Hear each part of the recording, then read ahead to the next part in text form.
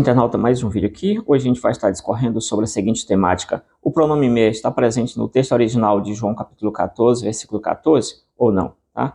Ou poderíamos também adicionar mais uma indagação, que seria basicamente correto afirmar de forma categórica que Jesus não estaria recebendo oração aqui em João 14, 14, né? Então essa discussão, ela apareceu quando eu vi, por exemplo, uma testemunha de Jeová que assistia a um vídeo de uma testemunha de Jeová ou alguém adepto, eu não conheço. Então, essa pessoa afirmava que, categoricamente, que nesse texto de João 14, 14, a TMN, né, a Nova Tradução do Novo Mundo, foi muito melhor do que as outras, uma vez que traduziu ali, colocando não o me, mas retirando o me, e a gente vai entender um pouquinho essa discussão. Esse é o texto: se me pedires alguma coisa, ou se me pedires em meu nome, e aí o texto continua: eu farei, tá? E aí, qual que é o cerne dessa discussão? Dependendo da tradução que você tem, você pode já ter se deparado com esse texto, com essa expressão se me, né, o me, e dependendo da tradução também, você pode nunca ter visto esse me. A questão é o seguinte: o cerne da discussão é basicamente que, se você adicionar o me, Jesus estaria recebendo oração, coisa que naturalmente muito se argumenta que somente as orações devem ser direcionadas somente ao Pai. E nesse sentido, o filho não poderia estar recebendo oração, as orações são direcionadas ao Pai em nome de Jesus. E aí, quando você adiciona o me, aqui Jesus passa a receber também a oração, o que algumas testemunhas de Jeová, na verdade, as testemunhas de Jeová não gostam muito dessa ideia. E aí a argumentação, ela parte em cima desse quesito. Ok, esse é o texto já conhecido aí: se me pedires alguma coisa, né, e se pedir alguma coisa, dependendo da tradução, mas a ideia seria essa aqui. E a gente vai estar avançando um pouquinho sobre esse texto aqui a partir de agora. Nós temos aqui, o que tem? Qual que é a implicação? A implicação é que o uso desse pronome aqui, ele vai se constituir uma oração feita a Jesus, o que, como disse, repito, algumas testemunhas de Jeová não vão gostar dessa ideia. Aí nós temos aqui outra questão, vamos estar avançando aqui. A gente vai ver um pouquinho do texto aqui. Como que traduziu a NVI? A NVI traduziu esse texto assim: o que vocês pedirem em meu nome, eu farei. Então não tem o me. Ok, tudo bem. Nós temos também a NA, a Nova Almeida Atualizada, vai dizer que, se me pedir alguma coisa em meu nome, eu farei. E a Nova Tradução da Linguagem de hoje está mais ou menos ali relativamente de acordo com a NVI, quando diz: qualquer coisa que vocês pedirem em meu nome, eu farei. Essa questão aqui, o que está em jogo aqui, na verdade, é basicamente não seria necessariamente a tradução, mas a intenção que você tem quando você defende uma tradução que não traga o me. E aí você já está argumentando ali que, como eu disse, o problema não está na tradução, mas na interpretação a partir dessa tradução, é que você vai argumentar ali que Jesus realmente não está recebendo a oração, porque a oração só deve ser dirigida ao Pai. Esse é um raciocínio que mesmo a NVI, traduzindo o texto assim, que os tradutores da NVI, em sua maioria, pelo menos para não dizer 100%, são trinitários, logicamente entenderiam que Jesus poderia receber oração. Eles traduziram assim, porém não teria a mesma explicação que as testemunhas de Jeová teriam em relação a esse texto. Ok, então a gente está diante aqui de algo que não seria uma crítica, uma refutação a tradução das testemunhas de Jeová, mas basicamente a interpretação que se tem em relação a Jesus, a sua divindade, enfim. A gente vai avançar um pouquinho aí sobre essa questão. Nós temos o texto grego aqui, no texto do NA 28, né, seria o texto da academia hoje, e aí o texto lá de João, capítulo 14, versículo 14, que vai dizer basicamente: se me pedir alguma coisa, né, eu farei. Essa aqui é a estrutura em grego, né? Primeiro aqui nós temos uma estrutura condicional, que seria anti. Né? Anti seria uma estrutura condicional de terceira categoria, de terceira categoria é quando aí você tem, por exemplo, essa estrutura, né? Essa partícula, essa conjunção junto, seguida de um verbo que ele esteja, por exemplo, no auristo, né? Está no auristo, e é um verbo que está no subjuntivo. Então essa estrutura classifica essa estrutura aqui como sendo uma condicional de terceira uma condicional de terceira categoria. Seria mais ou menos isso, se eu não tiver errado aqui, esquecido do termo correto. É basicamente isso. Aí nós temos a primeira parte, seria anti, né? Anti, que aí isso aqui entraria como indefinido, né? Um pronome definido aqui. Então entraria como anti, aí na frente nós temos aiteseteme, que seria, você tem essa palavra que tem dois acentos, né? Então aiteseteme, e aqui já pegando toda essa estrutura, que é exatamente isso. Se pedirem, se vocês pedirem, e essa aqui é a segunda pessoa do plural, então se pedirem, se pedir alguma coisa, né, se pedir alguma coisa aqui, então o que acontece? Se pedir alguma coisa a mim, né, ou se me pedirem, melhor dizendo no português, o que acontece, né? To onomatimo, né? To onomatimo. Aí nós temos aqui o que seria esse to onomatimo? Em to, né? Deixa eu tirar aqui que está sujando aqui. Em to onomatimo, que seria basicamente a ideia de se pedir alguma coisa, qualquer coisa, ou então pode ser traduzido como qualquer coisa, né? Por causa do indefinido aí também. Qualquer coisa que pedirem meu nome, né? E isso dentro dos parâmetros da palavra, né? Não é qualquer coisa. Mas assim, na tradução, se me pedir alguma coisa, também pode ser, porque você tem uma condicional, pode ser como a própria NVI traduziu, enfim, as outras traduções que nós temos aí, tudo é possível, né? Tudo é possível que eu crer.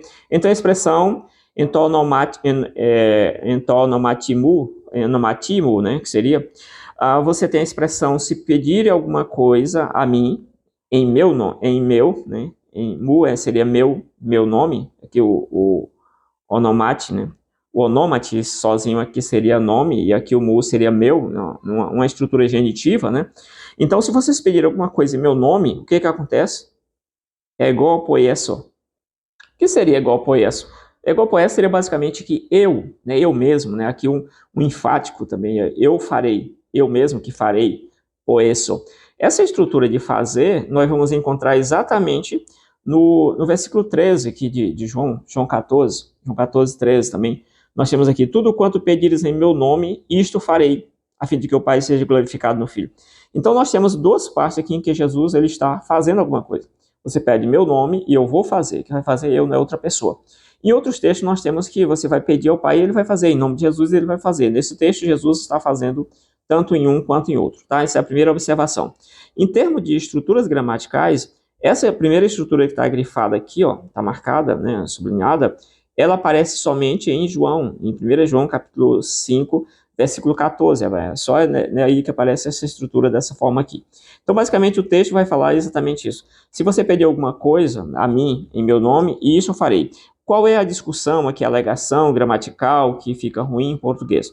É que você tem um pronome aqui, você tem outro pronome aqui. Ficaria muito estranho você traduzir, tipo assim, se vocês pedirem a mim, em meu nome, é um negócio que fica estranho. Só que, claramente, isso vai soar estranho em português, né? Poderia dizer que seria claro, ficaria um pouco... A pessoa teria que entender o que seria essa ideia de pedir nome de alguém, eu vou pedir para ele em nome dele, ficaria meio que sem nexo, mas a pessoa deveria entender quem que é Jesus, dentro da narrativa bíblica ali, quem que é Jesus. Então, ficaria um pouco melhor o entendimento. Caso contrário, realmente ficaria um pouco complicado o entendimento no português, assim, uma linguagem mais direta. Mas tudo bem, alguns alegam aí que você tem esse mesmo padrão no Antigo Testamento em pelo menos duas referências lá que eu não vou citar aqui por questão também de tempo, tá? Vamos lá, então. Aqui nós temos o versículo 14, ele é omitido por alguns manuscritos antigos. O que significa omitido? Significa que o versículo 14 não aparece em alguns manuscritos antigos. Isso aí é bem claro. Não aparece e pronto, acabou. Aí nós temos também, por exemplo, esses vários códigos que estão aparecendo aqui, né? Eles vão estar omitidos nesses códigos aí. Em algumas traduções também antigas, eles vão estar omitidos. Isso aí é uma questão que a gente entende. O problema da omissão, a gente vai avançar um pouquinho mais. No entanto, a palavra me é bem atestada por diversos manuscritos, como o papiro 66. Aqui, isso aqui é o Metz que está colocando isso aqui. Porém, entretanto, o papiro 66, o papiro 66, ele não, até onde eu olhei, ele não traz essa palavra nitidamente. O pronome traz outra palavra lá. E também o manuscrito já conhecido de cada um de nós aí, né? Esse aqui, né? Esse aqui também traz, que é um dos manuscritos mais importantes que nós temos do quarto século aí, o Ostoniano, e aí vai outros aí que o Metzger colocou aqui como aparecendo, né? Porém, aqui parece que algumas informações não estão bem encontradas nessa afirmação dele. Aqui está a afirmação dele em original em inglês, para que você leia em inglês. você vai perceber basicamente que ele está comentando alguma coisa que essa leitura ela é suportada aqui nessas referências aqui, né? Aqui tem também colocou aqui também ó, veja bem aqui, ó, no Aleph, né? Tanto no Vaticano quanto no Sinaítico, nos dois aqui, ó. Cadê aqui?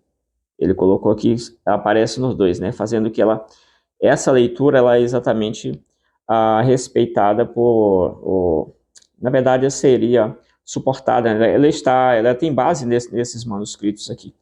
Ou seja, aí, além de traduções que você encontra esse versículo só faltando, na verdade, você tem outras traduções que omite essa palavra, esse pronome me, né? Então, você tem isso aí. E a explicação para isso é basicamente porque no versículo 14, existem várias explicações, mas uma delas você tem no versículo 14 o começo com a conjunção EAN. Só que no versículo 15 também começa com a mesma conjunção EAN. Então, ali para o escriba baixar a vista e realmente se enganar, é muito, muito rápido para ele fazer isso aí. Ok, vamos avançar aqui, que tem muito conteúdo aqui. Beleza? Então, Medicare, se você lê inglês, aí você pode estar olhando o que porque realmente alguém citou também nesse vídeo, citou o grande Medicare, afirmando lá que seria uma tradução, seria uma das melhores para você verificar, e então a tradução do mundo estaria de acordo com essa tradução, e aí ele citou o Medicare, Bruce Medicare. E aí eu estou citando Bruce Medicare também, fazendo aqui a afirmação concernente a esse ponto aqui, fazendo um contraponto aqui. Bom, nós temos a classificação morfossintática de tudo isso aí, você pode parar o vídeo e olhar cada coisa, não vou parar sobre isso aqui. E nós temos aí só o último que eu farei, né, o último item aqui, poieso, que seria o verbo futuro indicativo, isso aqui pouco interessa aqui para a nossa discussão, o texto em português já está muito claro. Aí a gente vem aqui algumas questões, algumas provas. Peguei aqui para adiantar o serviço, já mostrei a tela, eu ia fazer de outra forma, citando aqui todos os manuscritos direitinho, mas aqui já vai ajudar bastante. Então, segundo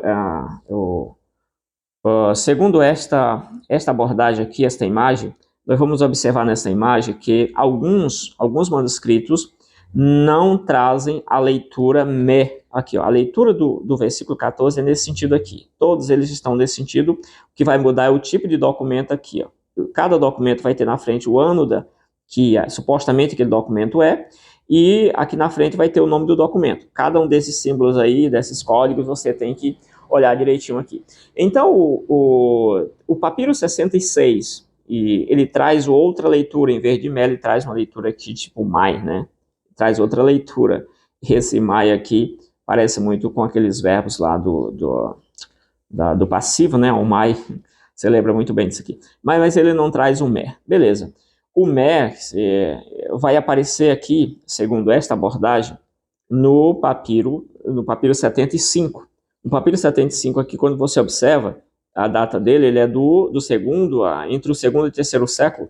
O papiro 75 vai aparecer aqui, já aparece com o mer. O que vem depois?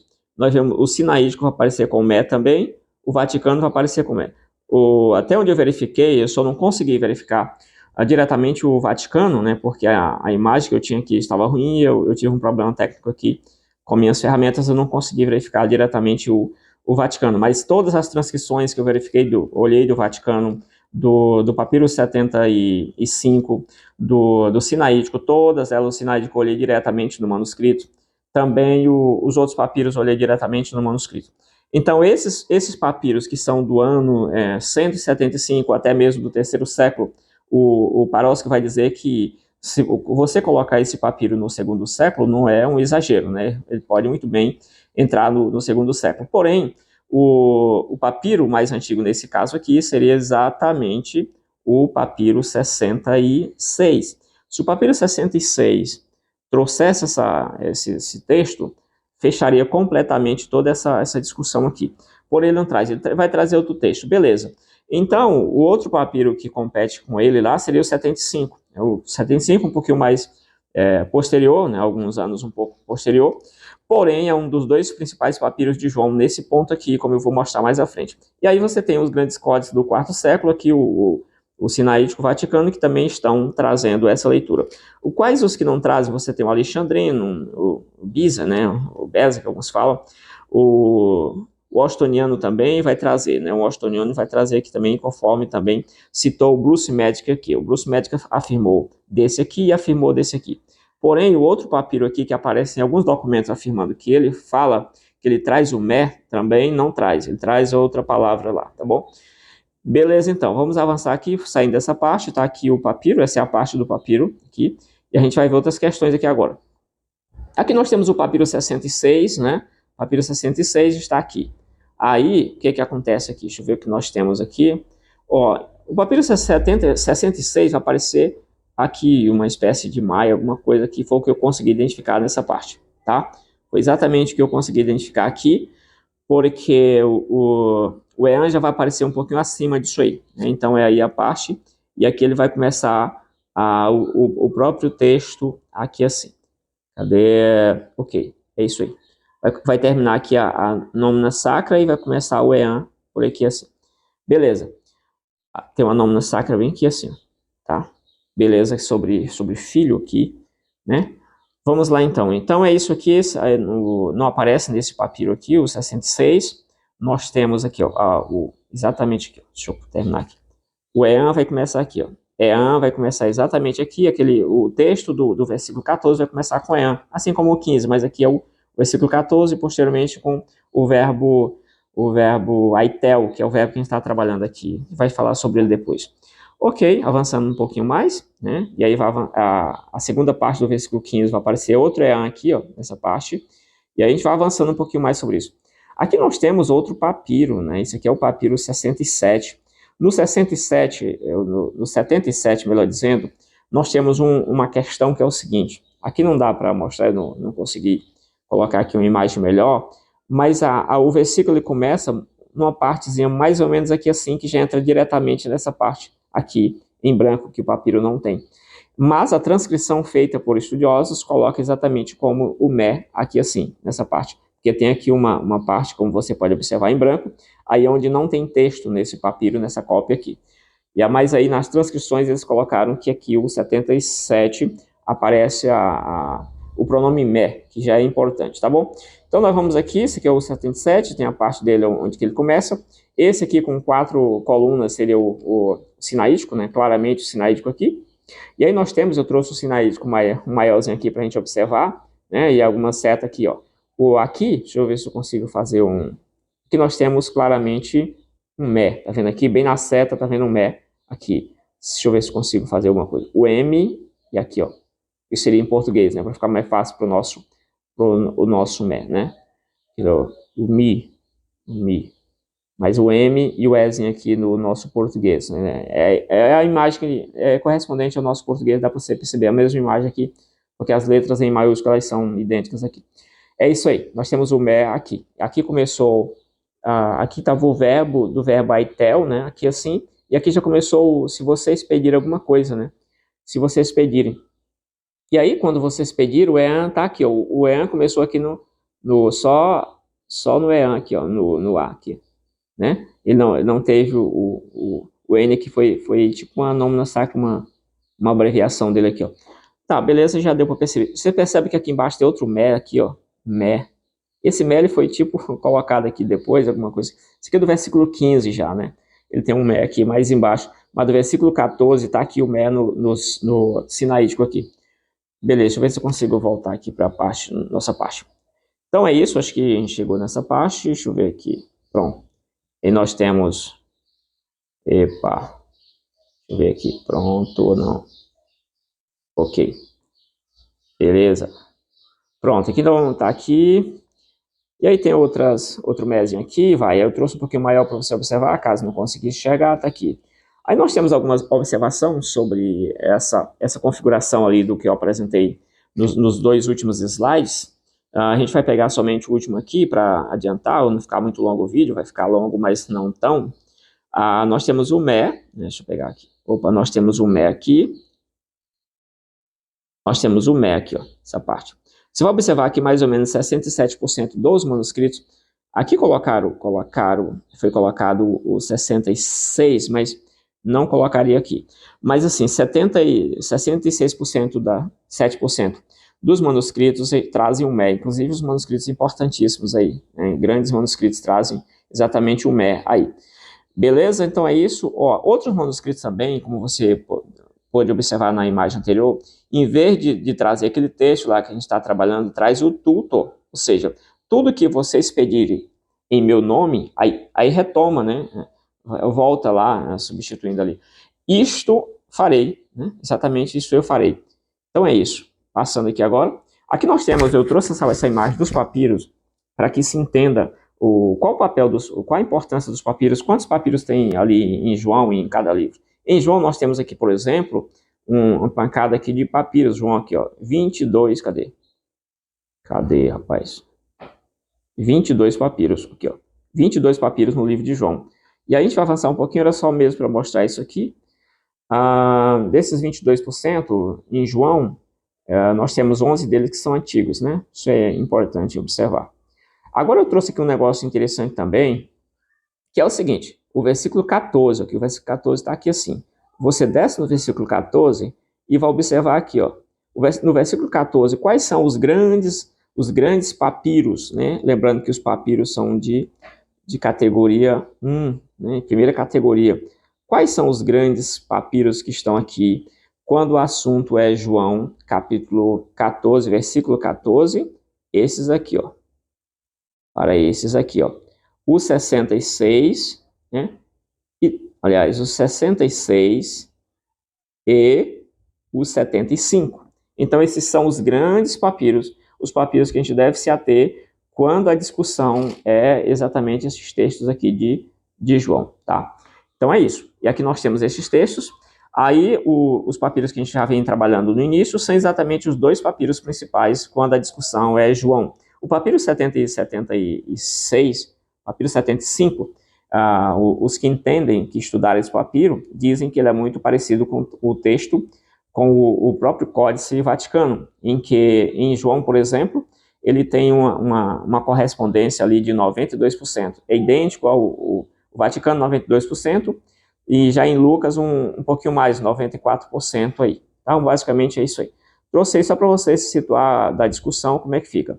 Nós temos aqui em relação à categoria, é o que eu estava falando agora, aqui, ó, Kant Aland, né, vai colocar aqui, o papiro 75 está na categoria 1, ou seja, categoria principal, quando você vai tratar aqui de definir textos gregos, principalmente no nosso caso em João, tá bom? E aí nós temos versões antigas, aqui também foi argumentado, as versões antigas são as melhores, mais confiáveis e tal e tal.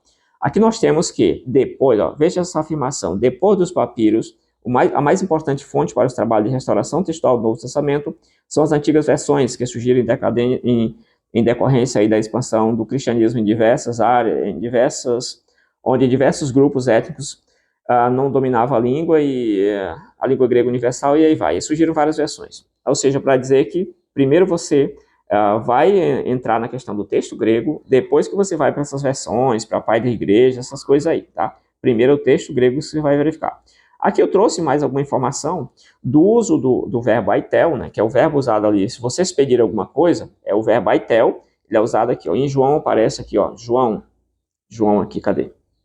Em João aparece Ioannes, aparece aí mais ou menos umas 12, um pouquinho mais de 10 vezes em João, tá? E aqui tem um gráfico aí para vocês se situar onde que ele aparece, né? Esse foco aí dessa discussão. E aí eu verifiquei todas as ocorrências desse verbo e classifiquei entre pedido entre seres humanos, todos esses da parte da direita e da esquerda, esses do meio, onde foi um pedido de um humano para um divino, né? E aí do outro lado também um pedido entre humanos, tipo Jesus pedindo ao Pai, um anjo pedindo a Jesus, esse tipo de coisa também. E adiantando já não tem. Essa parte em vermelho são as vezes que o pai é requisitado, né, pedido alguma coisa ao pai, e as verde só algumas vezes que supostamente Jesus é o objeto da petição, tá? E aí a gente vai passar aqui rapidão. Aqui um texto interessante que nós temos seria exatamente isso aqui, ó, um dos interessantes. João já inicia seu evangelho no capítulo 4, versículo 10, com a mulher samaritana, e Jesus dizendo assim, olha, se você soubesse quem está te pedindo água, se você soubesse, né, é quase um oxalá, se você soubesse quem está te pedindo água, você me daria, você me pediria água e eu te daria água da vida. Então ali João introduz Jesus numa situação bem, bem diferente em relação à percepção humana até, né, e até dos demais evangelistas também. E aí outro versículo que Jesus termina aqui aparecendo aqui, já, como eu já expliquei, os em vermelho são onde o Pai é requisitado, a petição é direcionada a ele, e os em verde, boa parte deles, é que Jesus está como objeto da ação, né? Aqui nós temos na parte de cima, a explicação sobre o verbo aitel. O verbo aitel, ele pode significar pedir, implorar, desejar, exigir. Isso vai depender do tempo que ele está, do modo que ele está, tudo isso tem alteração no seu significado. E eu trouxe aqui, dentro dessa tabela, todos esses sentidos, esses significados aqui, coloquei e deixei todos aqui, tá? Mas a maioria é exatamente relacionado a pedir. Os textos que falam de exigir já estão aqui na frente, aqui, ó. As exigências estão dentro aqui, já deixei separado para quem quiser seguir carreira aí. Ok, tem mais textos aqui também, o pai como objeto de petição, e aí nós temos o uso do me. Então, por exemplo, João usou o pronome me pelo menos entre 9 a 10 vezes no capítulo 14. Esse é um ponto interessante, um dado interessante, verifiquei cada uma delas. Veja essa ocorrência, por exemplo, no 14:7, no 14:9, no 14:14, 15, no 15, no 19, 21, 23 e por aí vai. E aí, João usou muito essa expressão me. Então, alguns se argumentarem, o me, por que o me está fazendo aí? Não tem nem isso em João ali. Em João, no 14, tem pelo menos umas 10 vezes ali, esse mesmo capítulo, o uso do pronome me. Aí nós temos aqui, ó, por exemplo, versículo 14. Se vocês me conhecessem, conheceriam também o meu Pai. E aí tem todos os aqui, já trouxe para vocês, que aparece aqui. Ainda não me conhece, tal e tal, se você me ama, né? Se vocês me amam, e aí vai, toda essa parte do uso aqui, ó. Contudo, vocês, isso aqui, isso aqui é a TMN, a tradução do mundo traz exatamente todos esses mes aí arrodeando, só não, em redor, só não ali no versículo 14, né? Por algumas razões também técnicas, né? Ou teológicas. E aí tem todas as ocorrências aqui, quem me ama, se você me amasse, tal e tal. Aí nós temos alguns comentários aqui, o que dizem os comentaristas? Os comentaristas dizem o seguinte, aqui, tem uma informação ainda que faltou adicionar, que existem alguns documentos que, em vez de colocar ali aquela oração, se vocês pedirem a mim, eles colocam, se vocês pedirem ao Tom Patera, que seria ao pai, né, exatamente para fugir disso aí. Então isso aí tem todo esse comentário do Alford, né? E aí nós temos ele aqui comentando, isso não exclui, mas inclui distintivamente a oração a Cristo. Então, tão misturados estão esses dois versículos, que não temos, por exemplo, poiesse, ele fará, ou alguma coisa assim, né, ele que vai fazer, mas eu que farei, né? Então é o comentário dele aqui, mais ou menos, asseverando aqui exatamente também que o egor, como é enfático, né, eu mesmo que vou fazer isso aqui, não é outro, mas eu mesmo que vou fazer. E aí nós temos isso aqui que é interessante, né? Então ele vai colocar aquele que ora ao Pai, ora ao Filho. E aí temos também mais um aqui, coloquei, além disso, acrescenta, por exemplo, o ego, eu sou, eu que farei, eu mesmo que farei, mostrando que o uso da primeira pessoa antes era enfático, né? No caso, ego, aqui aí tem uma expressão, acho que em latim, do estudioso Benger. E nas considerações finais nós temos o romanço. A palavrinha me tem suficiência, apoio de manuscritos e parece apropriada em vista da sua correlação com o ego ou mais adiante dos versículos aqui. Então nós temos aqui, mesmo que se adote, por exemplo, o texto mais breve como original, como aparece nessas versões, inclusive na NVI, em algumas línguas o pronome me pode ser incluído por questão de tradução. Uma vez que Jesus é quem vai responder a oração, é melhor entender que a mesma se dirige a Jesus e não ao Pai. Isso é um argumento muito, muito claro e muito tranquilo. E aí, uma questão. Jesus recebendo a oração, nós temos aqui Atos 7:59. Enquanto apedrejavam, por exemplo, Estevão, este orava, Senhor, recebe o meu espírito. A TMN disse, ele fez um apelo, Senhor, recebe o meu espírito, né? E aí nós temos aí a questão que basicamente isso aí. Então, obrigado por ter chegado até aqui. Se chegou aí, comenta aqui.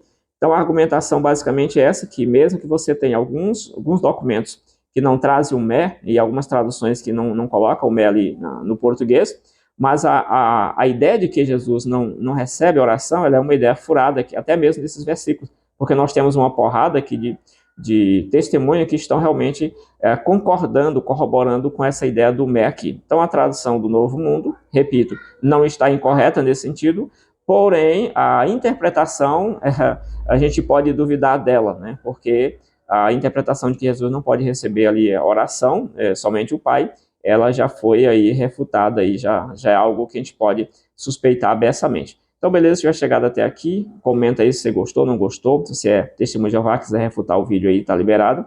E eu vou esperar aqui a contra-reforma, como se diz. Beleza? Até o próximo vídeo. Valeu, fui.